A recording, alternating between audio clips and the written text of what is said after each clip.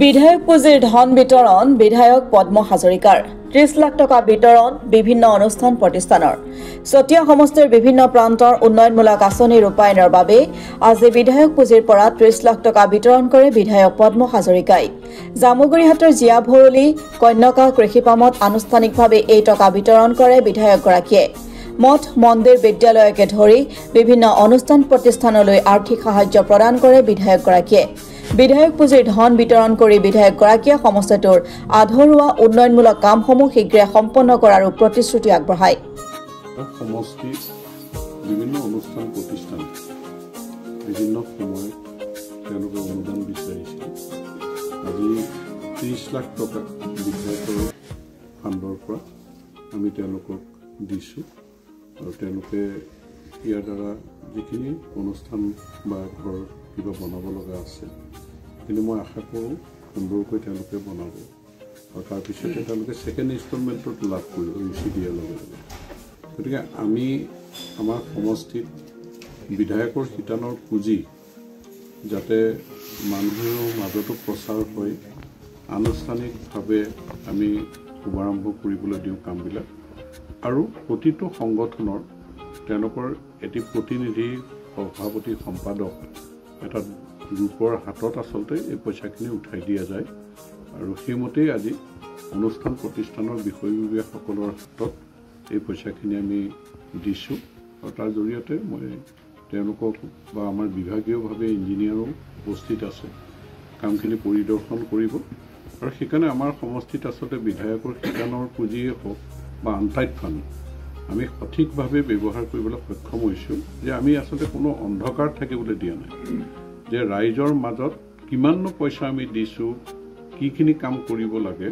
সেই কথাটো ৰাইজৰ মাজলৈ আমি বাৰ্তাটো দি দিওঁ আৰু এনেধৰণে কাম কাজ মই যিহেতু বিধায়ক হোৱা আজি ৫টা টাৰ্মেই কমপ্লিট হ'ব গতিকে এই সময়ছোৱাৰ ভিতৰত আমাৰ বিধায়কৰ পুঁজিৰ ব্যৱহাৰৰ ক্ষেত্ৰত কোনো ধৰণৰ বিসংগতি আচলতে হোৱা নাই যে ৰাইজৰ দৃষ্টিত ৰাখি পেলাই আমি গোটেই আঁচনিবিলাক কৰিবলৈ দিয়া হৈছে আৰু এতিয়াও এই ৩০ লাখ টকাৰ আঁচনিখিনিও তেনেধৰণেই কাম কাজ হ'ব আৰু আমি ৰাইজক সন্তুষ্টি প্ৰকাশ কৰিব বিদ্যালয়খন সমষ্টিটোৰ একেবাৰে অৰুণাচল সীমান্তৱৰ্তী অঞ্চলত অৱস্থিত বিদ্যালয়খনৰ উন্নতিৰ কাৰণে ছাৰে ইয়াৰ আগতেও চাই আহিছে আৰু এই পইচাখিনি দিছে তাৰ বাবে আমি কমিটি এখন গঠন কৰিছোঁ ছাৰৰ যিহেতু প্ৰতিটো কামেই স্বচ্ছ সেইকাৰণে আমিও তেখেতৰ পদাংক অনুসৰণ কৰি ঠিক সেইদৰে আমি কাম কৰোঁ আমি ইতিমধ্যে আলোচনা কৰিছোঁ কাইলৈ যিহেতু ২৬ জানুৱাৰী আমি পতাকা উত্তোলন কৰা হ'ব আমাৰ অনুষ্ঠান এতিয়া আছে ৰাখিছোঁ বিদ্যালয় প্ৰাংগণত তাতে আমাৰ ৰাইজ গোট খাব গতিকে তেওঁলোকক আমি কম মঙলবাৰে ২৮ তাৰিখে আমি এখন সভা পাতিম সেইখন সভাই অগ্ৰাধিকাৰ ভিত্তিত বিদ্যালয়ত প্ৰয়োজনীয় কাম কাজখিনি কৰিবলৈ প্ৰস্তাৱ ল'ব সেই প্ৰস্তাৱ অনুসৰি আমি কামখিনি কৰিম আৰু ছাৰে কোৱাৰ দৰে ছাৰে নিৰ্দেশ মতে আমি অতি সোনকালে কামখিনি শেষ কৰি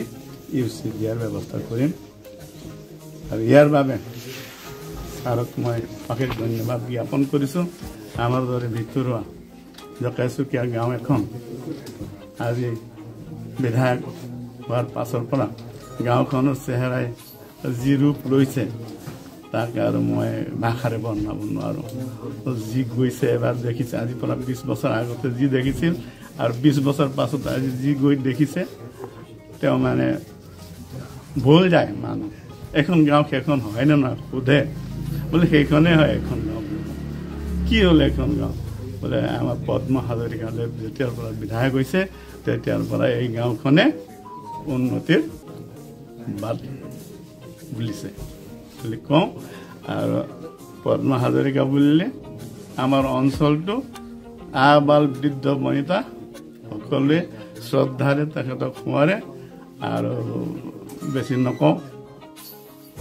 আমাৰ বিধায়ক কোন বুলি ক'লে দুগ্ধ পুষ্য শিশুৱেও পদ্ম হাজৰিকা বুলি কয় গতিকে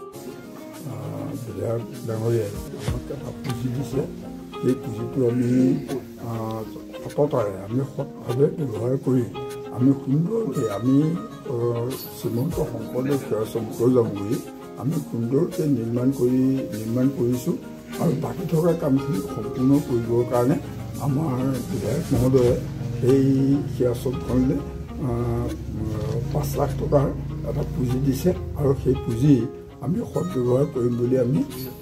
ভাবিছোঁ। আৰু বিশেষকৈ তাত তেখেতে গছপুলি ৰোপণ কৰিবৰ কাৰণে প্ৰায় 500মান গছপুলি তাত ৰোপণ কৰা হৈছে। গতিকে এতিয়ালৈকে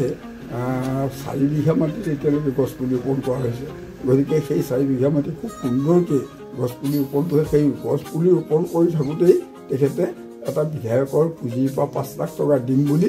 তেখেতে প্ৰতিশ্ৰুতি দিছে। তেখেতে প্ৰতিশ্ৰুতি মতে টকা পইচা দিছে আৰু এই কামখিনি সম্পূৰ্ণ কৰিলে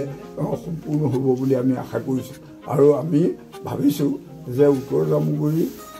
শ্ৰীমন্ত শংকৰদেৱ সেৱাশ্ৰম এখন জাকত জিলিকা অতি সুন্দৰ এটা সেৱাশ্ৰম হ'ব বুলি আমি আশা কৰিছোঁ।